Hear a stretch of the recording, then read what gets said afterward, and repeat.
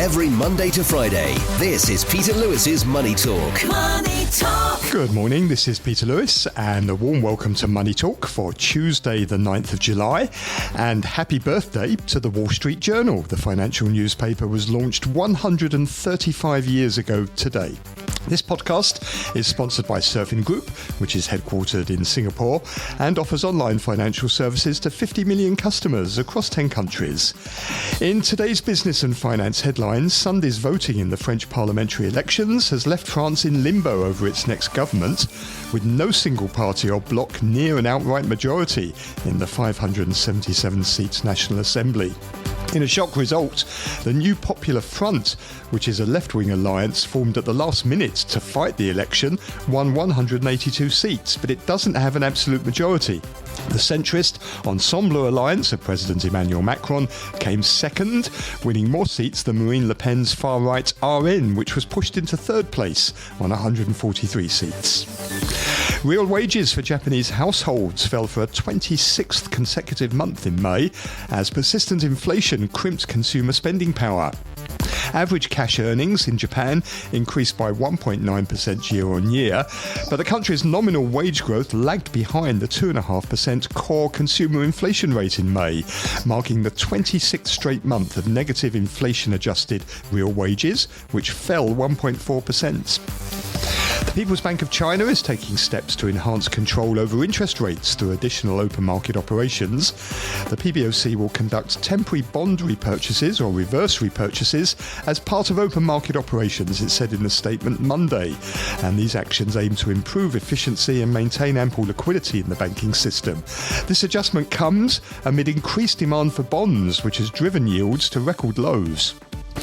Hong Kong has attracted more than 10 billion Hong Kong dollars, that's 1.3 billion US dollars, under the 4-month-old Cash for Residency scheme in a major boost for the city's ambitions to become the world's leading wealth management market.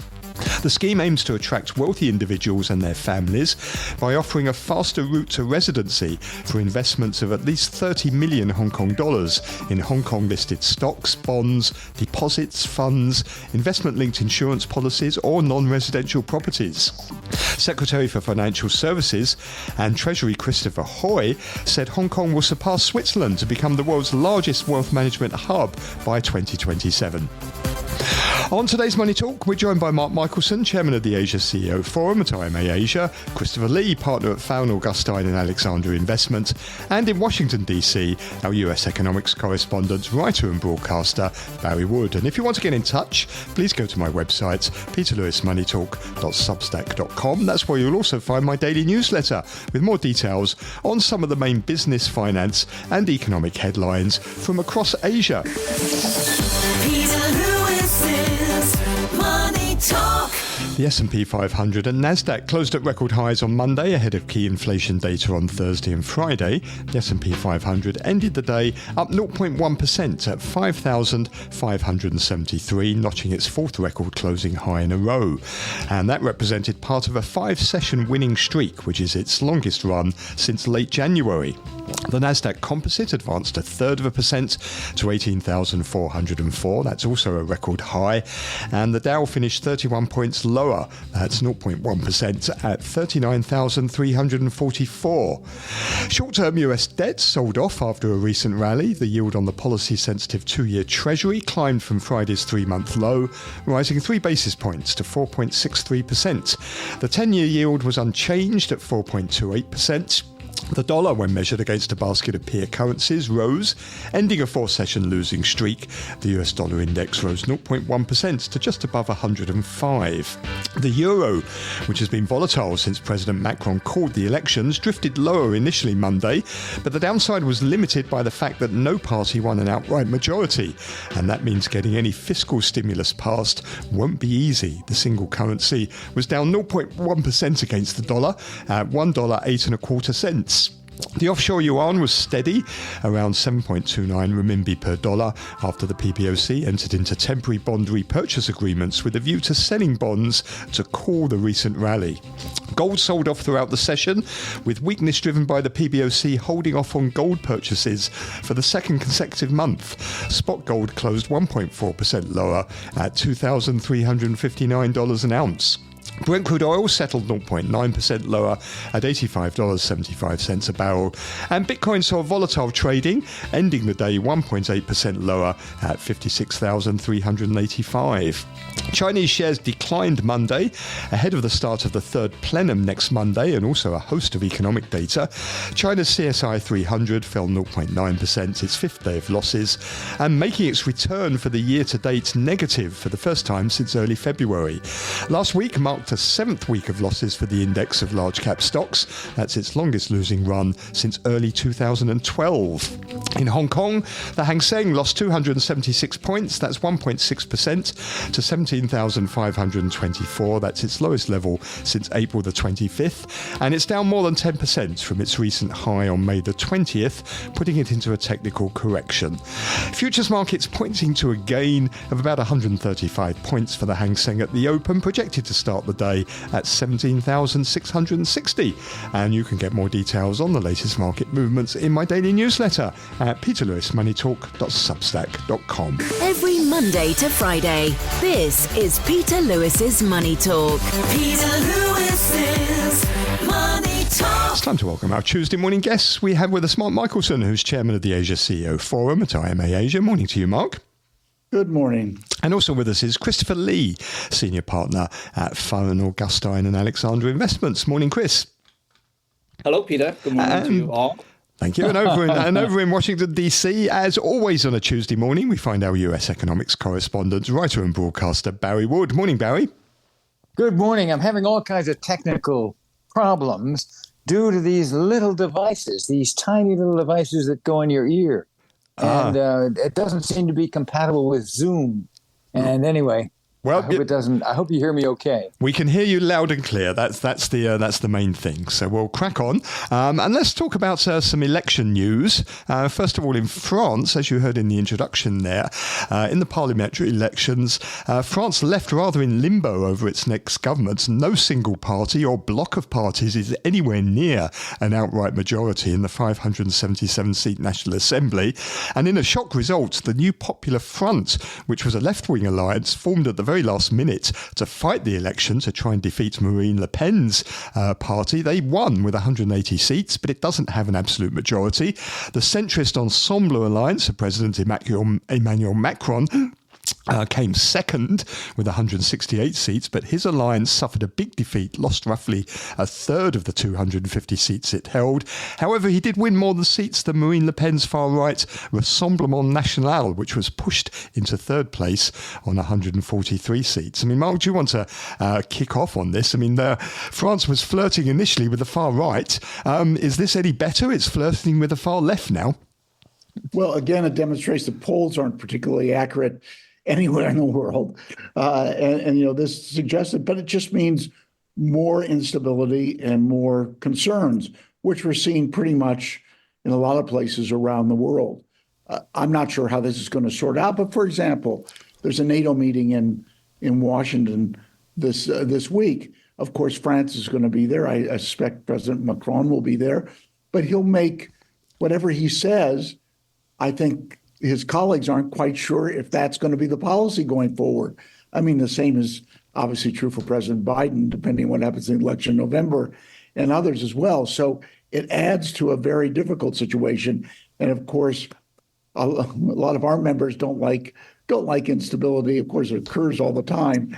But this is particularly a period of particular concern, I think. It's hard, though, isn't it, to see how they're going to be able to form any sort of government. This is not how France works. They don't like these types of alliances and negotiating and haggling over who's going to be the prime minister. This could go on for a long time. Yeah, I suspect it could have. I'm certainly not a specialist on France, but again, if there's someone waiting in the wings, or a group of people waiting in the wings, we don't know who that is. And again, that applies to a lot of places these days. In some ways, that's not a bad thing, but in other ways, it makes it just more uncertain. Chris, if we look at this from a market perspective, from an investment perspective, what should we be looking out for here? Does this period of uncertainty and what in effect is a hung parliament make a difference? This is a very new administration. As you mentioned, the prime minister is only 35 years old and the president is only 46 years old. I mean, your question about from an investment point of view, I really don't know at this point, but I think what we expect is the continuation of France's policy towards China. Perhaps I think this is the continuation of us seeing more French tourists coming into China, just like the visa-free program for Germany and also Austria and some other European countries. So at this point, I would expect the young French citizens to probably travel a little bit more overseas. But domestically speaking, it is, I think, something that we just don't know from here. If the left-wing parties gain control, because there are some quite extreme elements in that as well, presumably that's where the problems could start, couldn't it? Because they've got big tax and spending plans. They want to roll back some of the pension reforms. They want to cut taxes for poor people. There could be a huge cost to all of that, which is going to put it in dispute and in conflict with the EU. Yeah, absolutely. I think that's what we're all nervous about, of course, the uncertainty around that and what direction they're going to go and what elements of the leftist group is going to have authority in the coalition. And that includes also their view toward the Middle East situation, toward Ukraine, and toward other issues that are also a little worrisome these days. Barry, you've got a lot of these leaders heading your way this week for the NATO summit. Not all of them in a very strong position at the moment. Is it going to be possible to get anything done or agreed on some of these crucial issues? Yes. Look, NATO is remarkably unified on Ukraine, and that surprises me. Europe has really closed its ranks to say we need to support Ukraine against the Russian invasion. But I think what the French election result shows and what the chaos in the United States Democratic Party shows is what we all knew. Democracy is very messy, very messy. I mean, if you're in China where you don't have that kind of democracy, where you don't have that kind of public dissent, or even elections of these in which extremes can be represented, my goodness, it's a very different system. So you can say, well, all right, capitalism doesn't matter if you've got, a closed system of politics or an open one. But when you've got an open system of politics, as in the West, it's a mess. So where is France going? I don't think anyone knows. Macron gambled. He didn't lose as badly as he thought he would, or as commentators thought he would. But he's got a hung parliament. He's got a divided society. I was in touch with Pierre Husky, who was a commentator today on many outlets about the French result. And he said, look, we're divided. We're divided. Well, my goodness, it's certainly true of the United States and to a lesser extent, I think, of Britain. Well, what's causing people to flirt with these extreme parties? It doesn't really matter whether it's the extreme right, the extreme left. It seems to be that the countries, not just France, but we're seeing in the US as well, aren't we, are moving more and more to a very polarized sort of politics. That's true.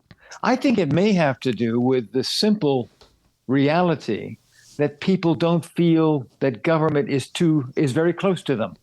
Or that government doesn't really serve them, and that there's a bunch of political elites that don't care about individual people.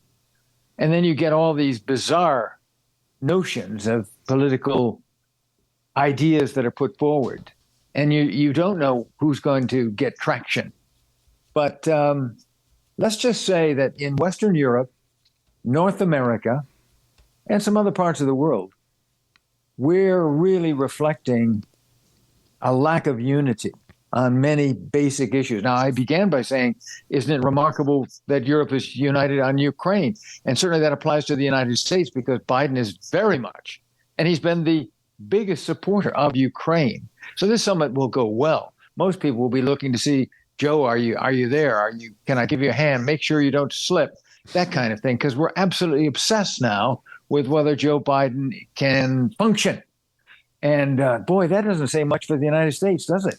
Well, I remember a couple of weeks ago, you predicted that Joe Biden was going to pull out of the race, and that was before the debate, which went pretty disastrously. And now the calls are really mounting, aren't they, for him to pull out of the knives are out. Give Barry credit. He's been doing this for months. Barry's been doing this for months. He's predicted this. Yeah, we've got 4 months before the election, too. So, I would hold with that, Peter and Mark. I would hold with my prediction. I think President Biden, nice man that he is, will not be the Democratic candidate come November.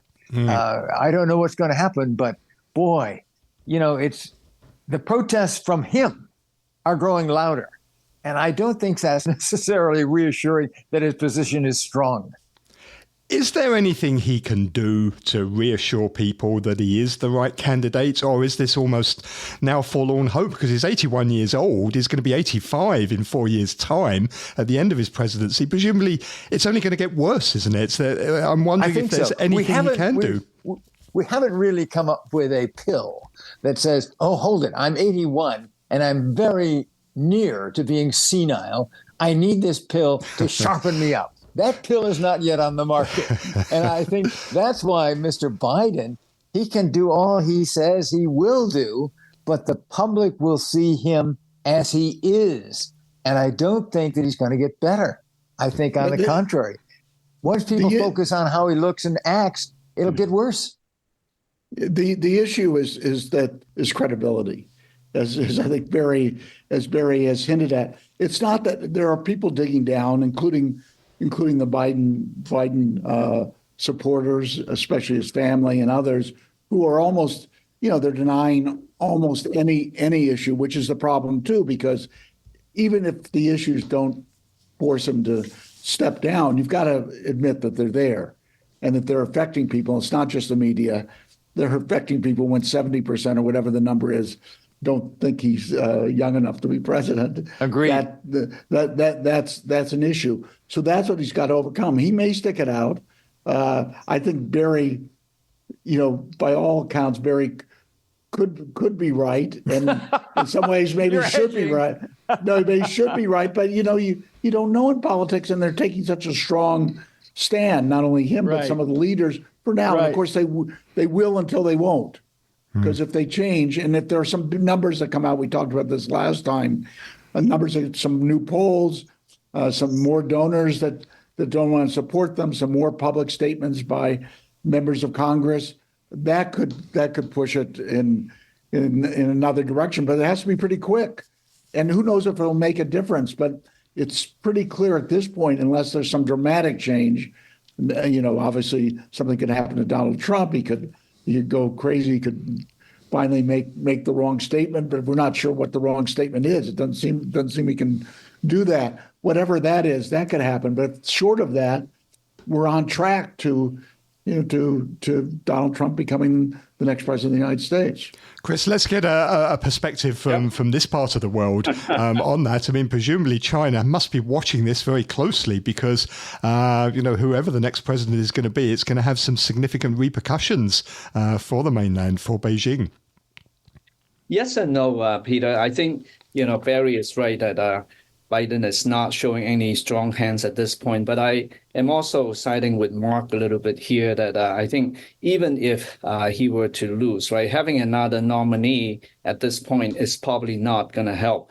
Gavin Newsom already said no, he won't. And so remaining candidates like the Michigan governor and potentially the Illinois governor are not really that strong of an opponent in facing Trump. But in answering that U.S.-China relationship, I think there's one thing that we know that is very united at this point, which is the joint, agreement between the two parties in terms of their hawkishness against China. So if Biden is tough on China, Trump is going to be more tough. And if Trump is tough on China, Biden is going to be more tough. And so we're seeing this as pretty much the only bipartisan agreement at this point. So in terms of the U.S.-China policy, yes, I know people in Hong Kong and people in Beijing are watching this, but fundamentally speaking, I don't think it will change the U.S.-China relationship going into the next 4 years. So that's my personal prediction in terms of what it means to us. I think it means that there's a lot of entertainment that we can watch. And other than that, economically speaking, I don't really expect any fundamental shift in terms of policies. Do you think Beijing's losing patience with the US? They have every now and then these meetings between the two presidents. They shake hands. They promise that they're going to engage and not cut each other off. But yet things don't seem to improve. Is China losing patience with this? Well, I am losing patience, right, also. And I think the more significant thing that I'm expecting is really a US dollar interest rate cut coming up. I think we have been talking about that for many, many months, and it's been delayed. But I think my view is that together with the market, I think consensus that I think Powell is going to make an appearance tonight and probably tomorrow, very soon, in front of the House and also the Senate. And just like some of the other analysts on the street, we expect something should be done, near probably August and September. The U.S. dollar is very strong, right? So making, I think, us having a difficult life. So I think the interest rate cut would probably be something that would be material in the near term. Well, Barry, we had the jobs data out on Friday. Stronger than expected, 206,000 jobs, but a big downward revision to the previous month's numbers. May was cut from 272,000 to 218,000. Also, the unemployment rate ticked up from 4% to 4.1%. Do you think this data is making it any easier for the Fed to start preparing for a rate cut? Yes, I do. I think that I agree with what was just said before you, Peter, and that is that there will be a rate cut. But yes, I think this makes the job easier. But when you're doing so well, relatively well, as the United States economy, Jay Powell can look at this data and say, yeah, as expected. If you go back to when the Fed started to raise rates, what month was that in 2022? 7 million additional jobs have been created in the United States. That's extraordinary in a period of rising interest rates. So, if the unemployment rate goes from 4.0 to 4.1, that's still a very, very low number. And you've got inflation on a downward trend. I think when Jay Powell is before the senators and representatives, he's got lots of reason to feel very good about the effectiveness of Fed policy. We're in July now. If the Fed is going to cut rates in September, Jay Powell can't just turn up in September and suddenly cut rates. He's got to start preparing the ground. Presumably, he's got to start doing that pretty soon. Maybe at the testimony today and tomorrow in front of the House. I think he and will. The Senate. I think he will. He will say there's something uneven, and that people at the lower end of the income spectrum are beginning to show signs of stress in their credit card bills, and if they're paying off a car, that kind of thing, because those rates are higher than they were a year ago. So I wouldn't be surprised if Jay Powell began to lay the groundwork for a modest interest rate cut. I myself don't think there needs to be one, but I think he feels that, first of all, he's committed. And the Federal Open Market Committee has said in previous meetings that they intend to cut rates. They didn't reveal by how much, but that commitment, I think, will be made good. Mm-hmm.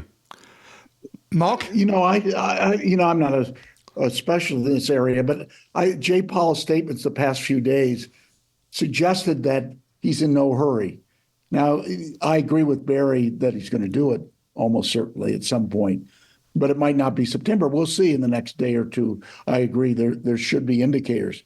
The other thing I just want to comment on, I'm much more skeptical about a Trump administration not making a big change in China policy. I know the advisors that are close to them, and what they're suggesting in terms of tariffs, in terms of pressure on China, it's a lot. It's it's in that direction now, but it would be a lot stronger. Where it might not be as strong as toward Russia, that's possible. But I think China is going to be right in the crosshairs. It's bipartisan. And the main advisors, the 2025 group, Heritage Foundation, people like Matt Pottinger and others are pointing toward a pretty strong policy that, although it may not be as dramatic as some of the predictions have mentioned, it still is going to obviously send signals that will not be positive. So how far do you Mark, think? I agree with that. I do really agree with you, Mark, because we forget that after this NATO summit here in Washington this week, next week is the Republican National Convention. It's crept up on us. And I think at that convention, there has to be talk about China. I was surprised that during the Biden-Trump debate, there was no mention of China. But on this one, I think Trump wants to outdo Biden because he'll simply say, Biden just carried out my previous policies. So that's something really quite important to watch. At the same time, I don't think, and here I'm mildly disagreeing with you, Peter, the communications between the United States and China on technical matters and of course on defense matters as well, extremely useful, even though you don't see any real results because they're talking. There won't be surprises. The trade relationship, aside from high tech, continues and it flourishes. You know, just go to a big box retailer here in the States, you don't see any change in terms of where the products are coming from. They're from China. So, yeah, I think Mark's got it right. China will probably, from Trump, warrant tougher words and promise tougher action. How far do you think Trump is prepared to go? I mean, is he going to really go as far as, you know, for example, abolishing income tax and replacing it with tariffs? That's one of the ideas he and his He'd never advisors... get it through Congress. No, that's a good talking point. It won't work, and it won't happen. But economically, Mark, you were mentioning earlier, I mean, there's been some articles written about Trump's economic policies and the damage that could do to America and to businesses. Yeah, and these are admittedly, some of them from partisan people who served in previous Democratic administrations and so on. But yeah, exactly. And some of the issues that we were mentioning before, and you know, all those, it's the uncertainty, and it's the relationship with North Korea. It's all those other, and of course, Taiwan Strait. What exactly is going to happen? What support are we going to provide for Taiwan, either verbal or otherwise? And are there going to be signals in one direction or another, or will they be inconsistent, which is probably the more obvious case. So I think it would be very volatile. And even if it turns out in the end, which I think it probably will, that many of the extreme statements that have been made don't actually come to pass, it still gives people worries and makes them make adjustments in whatever they're doing, including supply chains and the rest of it. Chris, as well as watching the Fed, of course, we've got to be watching China, haven't we? Because a week Monday, the third plenum starts in Beijing, which is going to set really the economic strategy in China for the next 5 to 10 years. What are you expecting from that? Do you think we're going to see really any major announcements or any big changes in economic policy on the mainland? Well, this is an important meeting. As you said, third plenum is the third of the 7 meetings of the coming sort of like, CCP 5-year term, right? So, I mean, I do expect that a very big focus is going to be on the economic growth and also on the science and technology sector, that I think the government is really trying to improve. And also, I think there will be issues like the domestic aging population and some of the unemployment rate that we see among the university graduates. So historically speaking, this third plenum is often focused on the major economic issues that could actually change the course of the country over the next few years. I mean, historically, we saw that, in the 1970s, Deng Xiaoping used this platform to actually launch the open door policy. And so I do expect this to be getting a lot of attention from the central party members.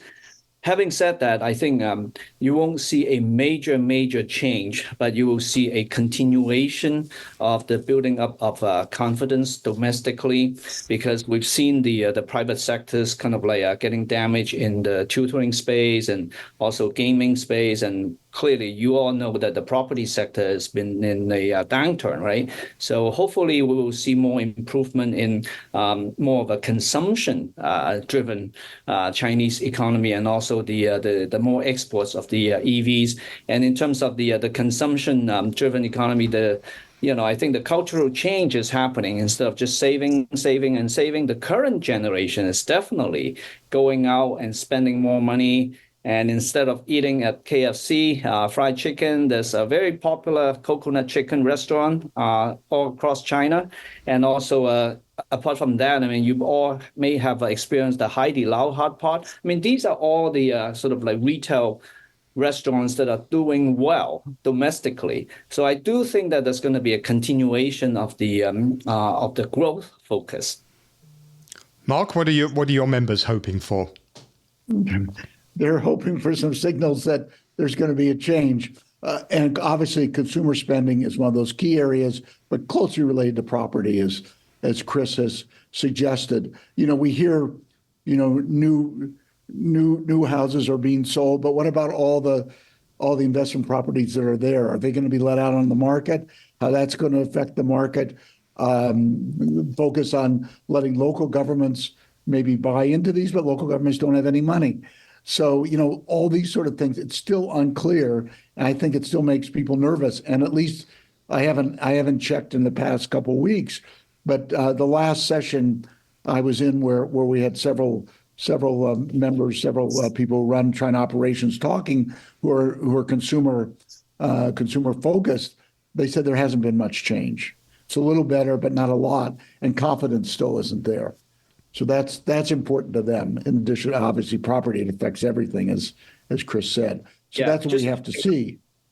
Yeah, to pick up your point about property, Mark, I think there's no major change, but the small change that we have seen, obviously, is the foreign buyers, I think, are coming into the GBA areas. So previously, if you're a Hong Kong resident, there are limitations in terms of what you can buy. But now they have removed those limitations. So they are trying to attract more Hong Kong investors and also Greater Bay Area people to invest in more properties across China. So there are inventory that they are trying to be sold. And so this is a small step in the right direction. And what about Hong Kong? What can we hope for here? Because obviously Hong Kong is having a tough time at the moment, isn't it? Particularly in the retail, the consumer sector. We had a report from S&P Global just yesterday saying that we've got to expect more tough times for the retail sector. What can we hope for here?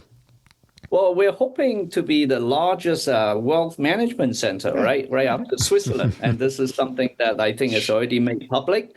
And everybody has heard it. And so by 2027, I think the expectation is that we will get a very big chunk of the global wealth management market. So obviously the $30 million, I think, barrier is not very high. So a lot of people with their cash and also with their sort of like intention to establish Hong Kong as their banking center, right, will use this as really a good wealth management location, just like the wealthy people who went to Zurich and Geneva in the past, and more mainland investors and also investors from elsewhere, including the Middle East, will see Hong Kong as a very good second option because of the common law jurisdiction and also the legal structure and the full convertibility of the Hong Kong dollar, which is basically the US dollar.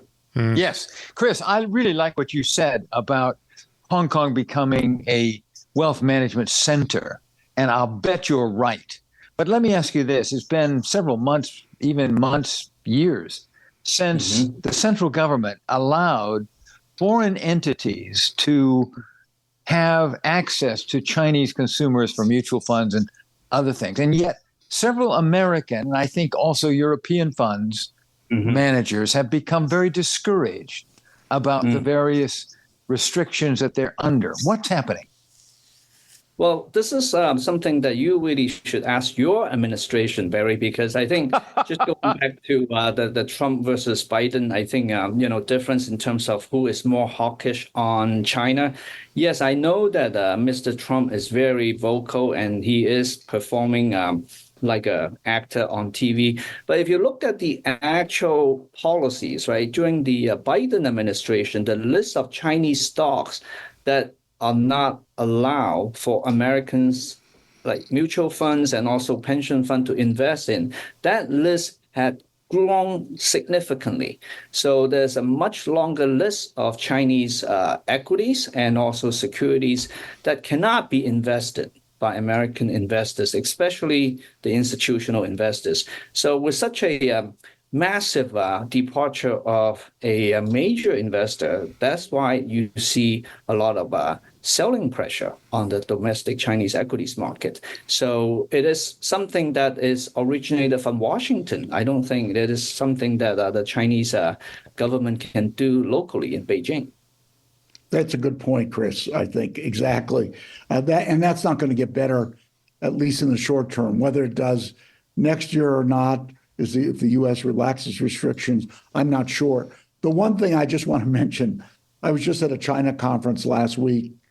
SCMP was sponsoring, and there's always these comparisons. That was between the GBA and the rest of the world, and saying, look, we're bigger than so and so countries.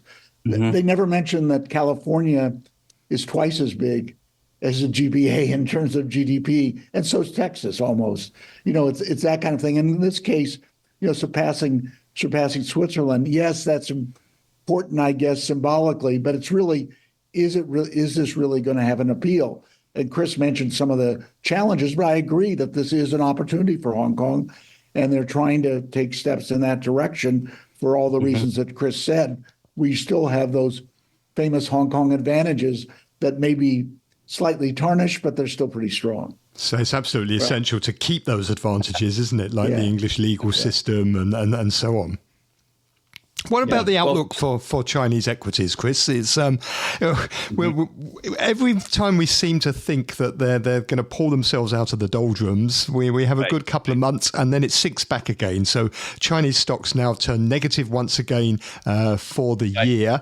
Although we do see fund management surveys which suggest people are quite positive on Chinese stocks, but it just doesn't seem to be translating into much movement in the markets. Not yet, because if you're a trend follower, if you're a quantitative trader, if you're looking at the technical charts, and you see all the signals basically pointing you to put in a sell order. So this is not a surprise. Now, however, if you look at the corporate earnings and also the increase in GDP per capita in China, and you're a lot like the long-term Charlie Munger and also the Warren Buffett type investor, I mean, this is a value investment opportunity. So depending on your time horizon, I think the fund managers that you refer to, Peter, are really the longer term fundamental driven investors. They're kicking the tires. They have eaten at the coconut chicken restaurants and they have tried the Hai Di Lao hot pot, and they don't prefer KFC anymore. They don't like to go to the old restaurants anymore. So these are the new, I think, sectors and the new areas of growth.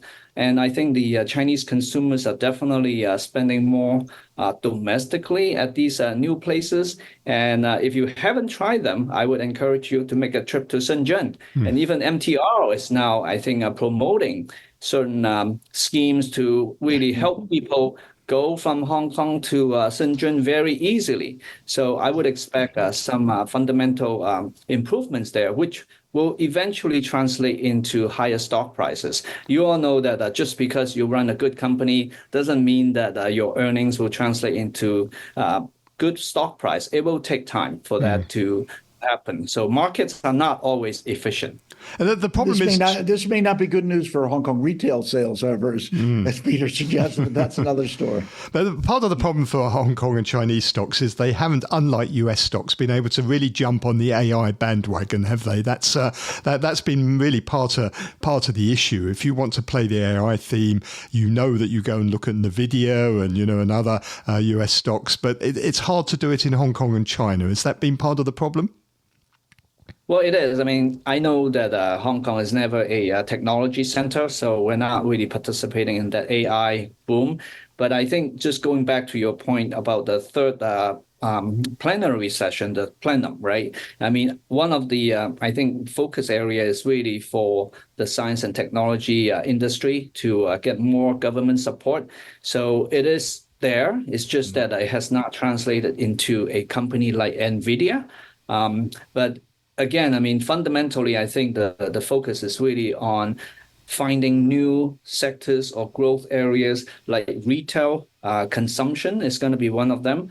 And in terms of the tech space, I'm bullish on EV. So I think that's another sector that China is going to do really, really well, even though there's no NVIDIA from China yet, but the electric vehicles should not be forgotten. And we've got the news, You're right. BYD investing in a new plant in Turkey. It's opening up a factory in Hungary as well. These are good companies. Thailand. And Thailand as well, yes. Yeah. Yes, indeed. But Barry, over there, US stocks at record highs. The S&P 500 once again at a record high. The NASDAQ at a record high. The AI theme is doing pretty well because you always seem to, in the US, be able to find another AI stock. Just when you seem to think that maybe the theme is running out of steam, that the market comes up with something else. It was Corning yesterday, which jumped 12%, makes glass for TV screens and smartphones getting a big boost for AI. Yes. This is the real driver, isn't it? Still behind the market. Yeah, you're absolutely right. The good times roll on. You do wonder, though, at some point we're going to have to see a correction, aren't we? And maybe, this could come around the time of the election. Bob Brinker, who was a very savvy market analyst on the radio until he retired some 2 or 3 years ago, Bob Brinker always said when you had a rally like we're having here, that you need a health-restoring correction. And I think that's exactly what you're saying, Peter. We do need it, and it's coming. We just don't know when. We used to see them quite regularly, didn't we? Back in the olden days, a 10% correction was quite a common thing for the market, and people weren't really that concerned about it either. It was just seen as a normal part of the market cycle. But we haven't seen one for a long, long time in the US. It makes you wonder how people will cope. It'll be all over the 135-year-old Wall Street Journal. Yes. We'll probably be talking about something else in the mass media, something about our presidents calling each other names. And speaking of the Wall Street Journal, some of their columnists have been predicting exactly what Barry has just said.